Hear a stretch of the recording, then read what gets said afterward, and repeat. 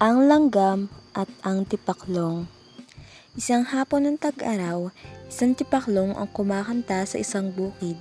Masaya siyang kumakanta at ine-enjoy ang araw. Hanggang sa dumaan ang langgam na nagpupumilit na dalhin ang butil ng mga mais sa kanyang tahanan. Sinabi ng tipaklong, "Bakit hindi ka makipag-usap sa akin sa halip na magpagal ng husto? Mas magiging masaya tayo." Sinisikap kong mangolekta at mag-imbak ng pagkain para sa taglamig. Hindi ako maaaring mag-aksaya ng oras sa pagiging walang ginagawa. Sa tingin ko ay dapat ka rin magsimulang mag-imbak ng pagkain para sa taglamig, sabi ng langgam.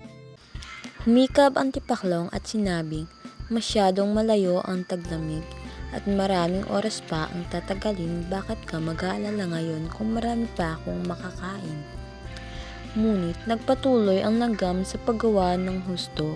Lumipas ang mga araw, pagkatapos ang mga buwan. Nasiyahan ang tipaklong at ang langgam ay nangongolekta ng sapat ng pagkain para sa taglamig.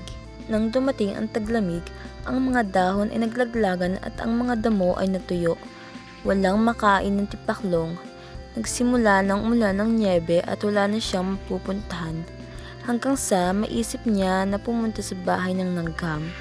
Kumatok siya hanggang sa pagbuksan ng pintuan ang tipaklong.